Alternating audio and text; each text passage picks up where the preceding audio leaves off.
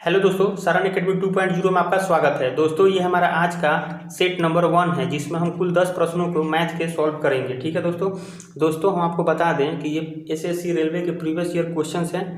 ठीक है दोस्तों, जो रेलवे के एग्ज़ाम 2022 लास्ट 2022 तक एग्ज़ाम हुए हैं और वहीं एसएससी के 2024 में एग्ज़ाम हुए हैं कुछ और कुछ होने वाले हैं। ठीक है दोस्तों, इन सभी प्रश्नों को हम लाए हैं। ठीक है, तो चलिए सॉल्व करते हैं एक एक प्रश्न को देखकर।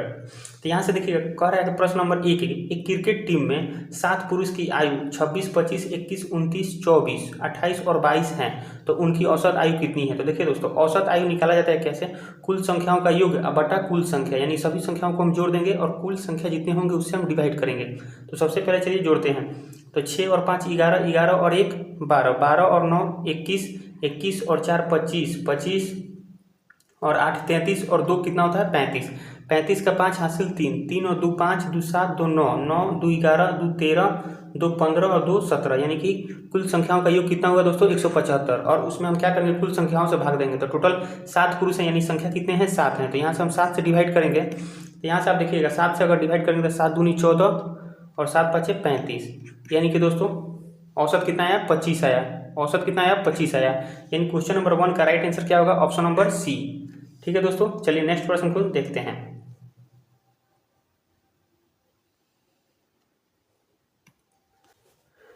क्वेश्चन नंबर 2 है, एक कुर्सी का अंकित मूल्य 2000 रुपये है। 20% और X% की 2 क्रमिक छूट देने के बाद वह कुर्सी 1400 रुपये में बेची जाती है। वह कुर्सी कितने में बेची जाती है दोस्तों, तो 1400 में। तो X का मान कितना है, यानी प्रश्न कह रहा है दोस्तों कि एक कुर्सी है जिसका अंकित मूल्य कितना है 2000 रुपये है। ठीक है, उसके बाद 20% का छूट और X% का छूट, यानी 2 छूट दिया जाता है। 2 छूट देने के बाद उसे 1400 में बेचा जाता है। तो वही प्रश्न में पूछ रहा है कि X का मान कितना होगा।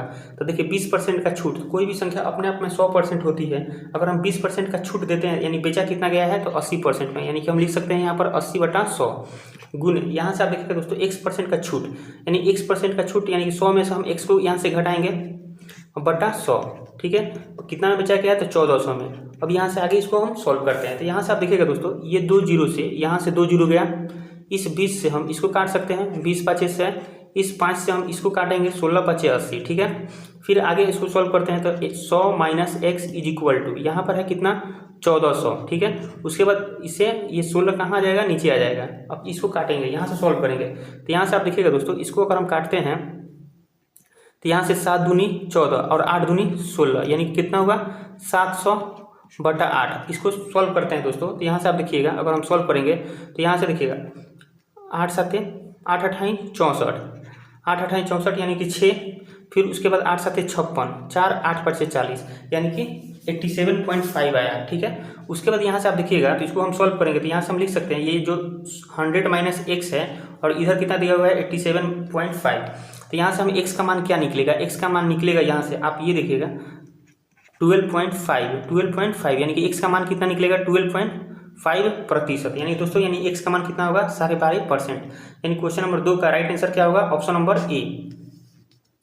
ठीक है दोस्तों, चलिए नेक्स्ट प्रश्न को देखते हैं।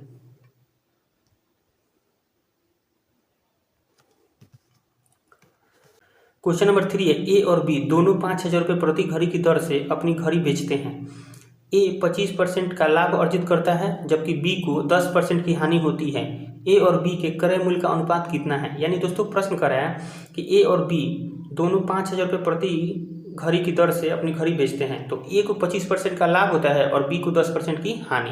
तो यहाँ से आप देखिएगा, अगर हम यहाँ से हम निकालते हैं तो कह रहा है कि ए और बी के क्रय मूल्य का अनुपात निकालना है। ए और बी के क्रय मूल्य का अनुपात हमें बताना है। तो चलिए दोस्तों यहाँ से हम सॉल्व करते हैं इसको। तो यहाँ से आप देखिएगा, अगर हम ए जो है तो यहाँ से हम निकालेंगे ए का सीपी। ठीक है, तो यहाँ ए का सीपी निकालना हो तो देखिए ए जो है घड़ी को कितना में बेचता है 5000 रुपये में। कितना में बेचता है तो 5000 रुपये में। ठीक है, अब ए को 25% का लाभ होता है। तो यहाँ से आप याद रखिएगा कि कोई भी संख्या या कोई भी धन अपने आप में 100% होता है। तो ये जो 5000 है 25% लाभ के साथ बेचा गया है। तो यानी कि कोई भी धन अपने आप में 100% होता है, 25% का लाभ हुआ है तो यानी 125, यानी कि हम यहाँ से कह सकते हैं कि 125 बराबर 5000। तो फिर 1 बराबर कितना होगा, तो 5000 बटा कितना होगा 125। ठीक है, तो यहाँ से देखिएगा कोई भी धन अपने आप में 100%, यानी सीपी हमेशा अपने आप में 100% होता है। तो यानी कि 100 बराबर क्या होगा, तो यहाँ से हम लिख सकते हैं 5000 बटा 125 गुने 100, ठीक है। यहाँ से आप काटेंगे इसको, तो यहाँ से देखिएगा 25 5 125, 25 चौका 100, ठीक है। फिर 5 से ये 5 गया तो कितना होगा 4000, यानी कि ए का क्रय मूल्य कितना निकला, तो 4000 निकल गया, ठीक है दोस्तों।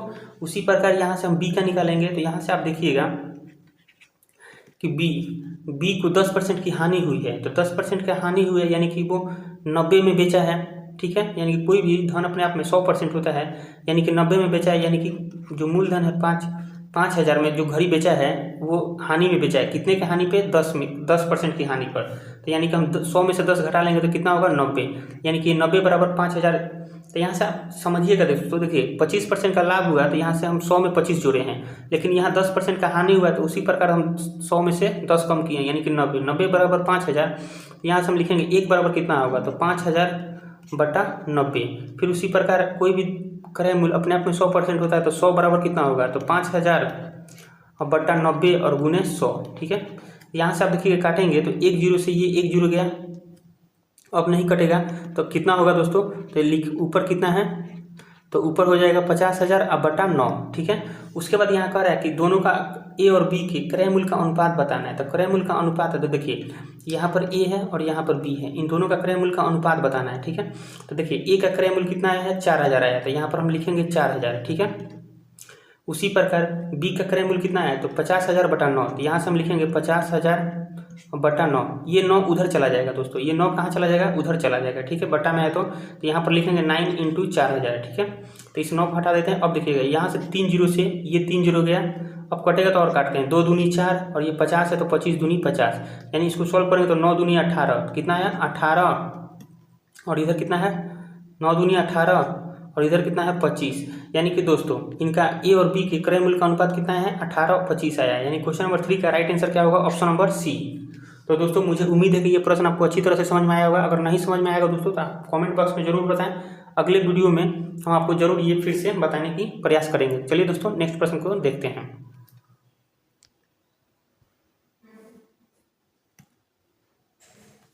क्वेश्चन नंबर 4 है, 2 रेलगाड़ी समान चाल से विपरीत दिशा में चल रही हैं। यदि प्रत्येक रेलगाड़ी की लंबाई 320 मीटर है, वे 18 सेकंड में एक दूसरे को पार करती हैं, तो प्रत्येक रेलगाड़ी की चाल कितनी है। यहाँ से आप देखिएगा कह रहा है कि 2 रेलगाड़ियाँ, ठीक है, जो समान चाल से, उनका चाल क्या है, समान है, विपरीत दिशा में। तो विपरीत दिशा में कोई भी 2 रेलगाड़ी या तो एक दूसरे की ओर चल सकती हैं, ठीक है, या एक दूसरे के विपरीत चल सकती हैं, ठीक है दोस्तों। तो यहाँ से पता कैसे चलेगा कि ये एक दूसरे की ओर चल रही है या एक दूसरे से दूर जा रही है। तो यहाँ से आप देखिएगा कह रहा है यहाँ पर कि एक दूसरे की पार करती है, यानी एक दूसरे को पार कब करेंगी, जब एक दूसरे की ओर चलेंगी, यानी कि 2 रेलगाड़ी समान चाल से विपरीत दिशा में चल रही है, प्रत्येक रेलगाड़ी की लंबाई 320 मीटर है और वे 18 सेकंड में एक दूसरे को पार करती हैं, तो प्रत्येक रेलगाड़ी की चाल कितनी है। तो यहाँ से देखिएगा चाल पूछ रहा है, क्या पूछ रहा है दोस्तों, चाल, वो भी प्रत्येक रेलगाड़ी का। तो यहाँ से आप सॉल्व करेंगे तो देखिए चाल बराबर क्या होता है, दूरी बटा समय, चाल बराबर क्या होता है, दूरी बटा समय। तो दूरी क्या होता है, तो दूरी यहाँ पर होगा दोस्तों दोनों रेलगाड़ी की लंबाई, तो यहाँ प्रत्येक रेलगाड़ी की लंबाई दिया हुआ है 320, यानी कि एक रेलगाड़ी का 320 है, तो दोनों रेलगाड़ी की लंबाई कितना होगा, तो 640, ठीक है। और समय कितना है 18, यानी 18 सेकंड में पार करती हैं। और एक चीज़ यहाँ पर देखिए दोस्तों, ये मीटर दिया हुआ है और समय सेकंड में दिया हुआ है, लेकिन आंसर किलोमीटर प्रति घंटा में पूछ रहे हैं। तो जब हम मीटर प्रति सेकंड को किलोमीटर प्रति घंटा में बदलेंगे तो हम किससे मल्टीप्लाई करते हैं, तो 18/5 से। वही अगर किलोमीटर प्रति घंटा को मीटर प्रति सेकंड में अगर बदलना होता है तो हम 5/18 से गुना करते हैं। चलिए इसको सोल्व करते हैं। तो 18 से ये 18 गया, इस 5 से काटेंगे तो यहाँ से देखिएगा 12×5 = 60 और 8×5 = 40, यानी कितना आया दोस्तों 128। ये जो 128 स्पीड आया है दोस्तों, तो यहाँ पर देखिए दूरी लिए हैं इन दोनों का, दोनों रेलगाड़ी का दूरी लिए हैं, समय भी दोनों का लिए हैं, तो चाल भी दोनों का निकला है, ठीक है। और यहाँ पर पूछ रहा है प्रत्येक रेलगाड़ी की चाल, यानी कि प्रत्येक यानी एक रेलगाड़ी का चाल पूछ रहा है। तो देखिए यहाँ पर कह रहा है प्रश्न में कि समान चाल से, दोनों का चाल समान था, तो जब एक का आधा कर देंगे यानी कि हम 2 से भाग देंगे, तो 2 से भाग दीजिएगा तो 6 दूनी 12 4 दूनी 8, यानी कि प्रत्येक रेलगाड़ी का चाल कितना होगा, तो 64 किलोमीटर प्रति घंटा। यानी क्वेश्चन नंबर 4 का राइट आंसर क्या होगा दोस्तों, ऑप्शन नंबर सी। चलिए दोस्तों नेक्स्ट प्रश्न को देखते हैं।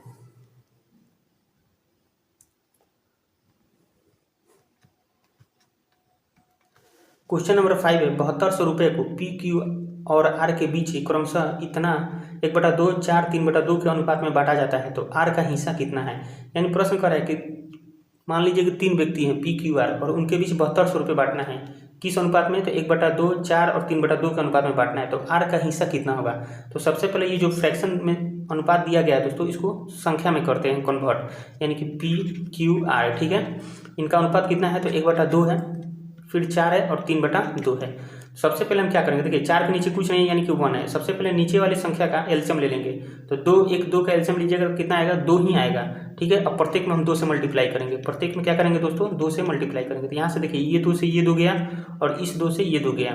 अब बचेगा इसका अनुपात कितना होगा, तो देखिए पी क्यू आर का अनुपात कितना होगा, 1 होगा, पी का, क्यू का कितना होगा 8 होगा, 4 दूनी 8 और आर का कितना होगा 3। तो यहाँ से आप देखिएगा दोस्तों, रुपए में देखा जाए तो टोटल कितने हैं 7200। पी क्यू आर तीनों का हिस्सा कितना है 7200 है। अब वहीं अनुपात में देखा जाए तो कितना है 8, 3, 11 और 1, 12, यानी कि हम यहाँ से लिख सकते हैं कि अनुपात में 12 कुल कितने हैं 7200 रुपये के बराबर हैं। तो एक अनुपात बराबर कितना होगा, तो 600, एक अनुपात बराबर कितना होगा 600। तो उसी प्रकार दोस्तों आर का हिस्सा पूछ रहा है, तो आर का हिस्सा कितना है 3 है, आर का हिस्सा कितना है 3 है। तो 3 बराबर कितना होगा, तो 1 बराबर 600, तो 3 बराबर कितना होगा दोस्तों 1800। यानी कि दोस्तों क्वेश्चन नंबर 5 का राइट आंसर क्या होगा, ऑप्शन नंबर सी, यानी कि आर का हिस्सा कितना होगा 1800 रुपये होंगे। ठीक है दोस्तों, चलिए नेक्स्ट प्रश्न को देखते हैं। क्वेश्चन नंबर 6 है, यदि एम एन ए का अनुपात 9:6 है तो m plus n ratio m minus n का मान कितना होगा। यानी कि दोस्तों देखिए यहाँ m और n का मान दे दिया गया है, ठीक है।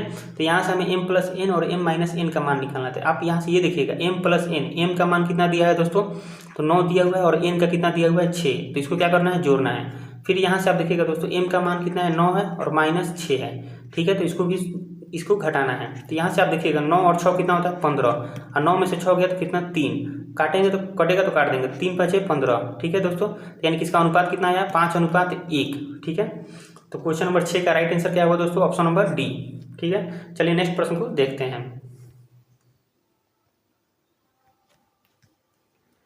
क्वेश्चन नंबर 7 है कि 7 + 33 इंटू 44 डिवाइड 2 इंटू 5 इंटू 5 का मान ज्ञात कीजिए। यानी कि इसको सॉल्व करना है दोस्तों, ठीक है। तो चलिए इसको सॉल्व करते हैं। तो यहाँ से आप देखिएगा दोस्तों 7 और 33 कितना होता है 40, ठीक है। उसी प्रकार 44 को अगर हम 2 से डिवाइड करते हैं तो कितना होगा 22। फिर 5 में हम 5 से मल्टीप्लाई करेंगे तो कितना होगा दोस्तों 25। अब इसको सॉल्व करते हैं। तो यहाँ से आप देखिएगा दोस्तों, अगर हम 25 में इस 40 से मल्टीप्लाई करेंगे तो कितना होगा 25 चौका 100 यानी 1000, और 1000 में 22 से गुना कीजिएगा तो कितना होगा दोस्तों 22000, ठीक है। यानी कि इसको सॉल्व करने पर कितना आंसर आया 22000। यानी क्वेश्चन नंबर 7 का राइट आंसर क्या होगा, ऑप्शन नंबर बी। चलिए दोस्तों नेक्स्ट प्रश्न को देखते हैं।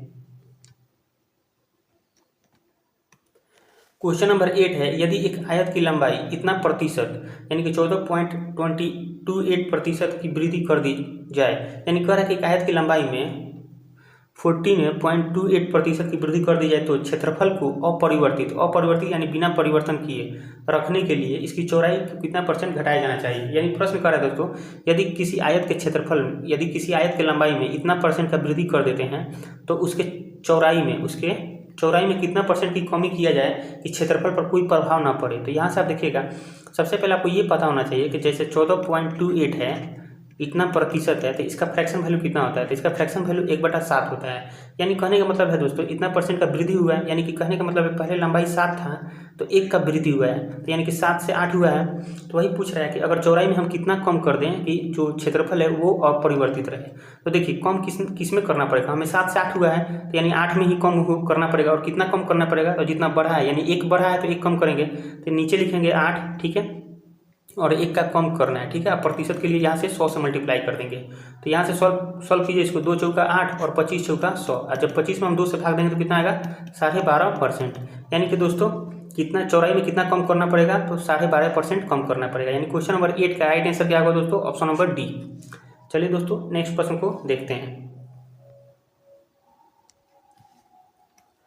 क्वेश्चन नंबर 9 है, किसी वस्तु का विक्रय मूल्य 5175 रुपये है, यदि 5175 रुपये है, उस पर 25% की छूट दी गई है, वस्तु का अंकित मूल्य कितना है। यानी प्रश्न कर रहे हैं कि किसी वस्तु का विक्रय मूल्य कितना है 5175 रुपये, उस पर 25% की छूट दी गई है। यानी जो 5175 रुपये है इस पर छूट दिया गया है, लेकिन छूट किस पर दिया जाता है, तो अंकित मूल्य पर, यानी कि मार्केट प्राइस, यानी कि मार्क प्राइस पर दिया जाता है। तो मान लीजिए अगर MP हमें अंकित मूल्य निकालना है। क्या निकालना है? अंकित मूल्य।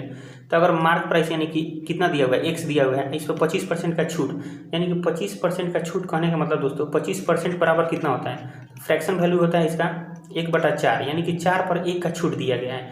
तो हम यहाँ से 1 का छूट दिया यानी कि 3 पर बेचा है, यानी कि 3/4 लिखेंगे और कितना? तो 5175 रुपये में बेचा है। ठीक है, तो यहाँ से हम x का मान निकालेंगे। तो x = क्या होगा? 5175 × 4 और बटा 3। तो यहाँ से देखिएगा 3 से काटेंगे तो यहाँ से आप देखिएगा 17 × 3 = 51 और 25 × 3 = 75, यानी 1725 3 बार में कटेगा। उसके बाद यहाँ से मल्टीप्लाई करेंगे 4 से, तो यहाँ से देखिएगा 17 × 4 = 68 और 25 × 4 = 100 6900। ठीक है, यानी कि 6900। ठीक है, आंसर क्या आया दोस्तों? x का यानी कि अंकित मूल्य का मान कितना आया? तो 6900, यानी क्वेश्चन नंबर 9 का राइट आंसर क्या होगा? Option number B. उसी प्रकार चलिए दोस्तों नेक्स्ट प्रश्न को देखते हैं। क्वेश्चन नंबर 10 है, किसी धनराशि पर 40 वर्ष तक प्राप्त साधारण ब्याज उस धनराशि का 2/5 है, तो वार्षिक ब्याज दर कितना है? यानी कह रहा है दोस्तों यहाँ ब्याज का दर निकालना है, यानी कि 8% निकालना है। तो यहाँ से आप देखिए कह रहा है कि 40 वर्ष तक प्राप्त साधारण ब्याज धनराशि का 2/5 है, यानी कि दोस्तों जैसे मान लीजिए 2/5 कहने का मतलब जिसका कहे उसका टोटल वाले को नीचे रखते हैं, नीचे होता है। ठीक है, मान वैल्यू यानी कि धनराशि का, यानी कि धनराशि अगर 5 है, यानी धनराशि 5 यानी कि मान लेते हैं पी हमारा 5 है, तो इसका ब्याज कितना है? तो 2 है। इसका ब्याज कितना है दोस्तों? तो 2 है। तो 8% निकालने का फॉर्मूला क्या होता है साधारण ब्याज में? 100 × SI बटा P × T। तो यहाँ से आप दोस्तों देखिएगा 100। ठीक है, SI कितना है? तो 2 है, P का मान कितना है? 5 है, और T कितना है? तो T, तो यहाँ पर 40 वर्ष है। तो ठीक है, इसको सॉल्व करेंगे तो यहाँ से आप देखिएगा अगर हम 5 में 40 से मल्टीप्लाई करेंगे दोस्तों तो 4 × 5 = 20, यानी कि 200 होगा। और ये 100 से 200 को 2 बार में काट सकते हैं, इस 2 से ये 2 गया तो बचत कुछ नहीं, यानी कि 1 बचा, यानी कि 8% कितना होगा? तो 1% होगा दोस्तों। ठीक है, यानी क्वेश्चन नंबर 10 का राइट आंसर क्या होगा दोस्तों? Option number D. तो दोस्तों आज का हमारा 10 प्रश्न कंप्लीट हो गया। दोस्तों वीडियो पसंद आया तो वीडियो को लाइक और चैनल को सब्सक्राइब करें। चलिए दोस्तों, धन्यवाद।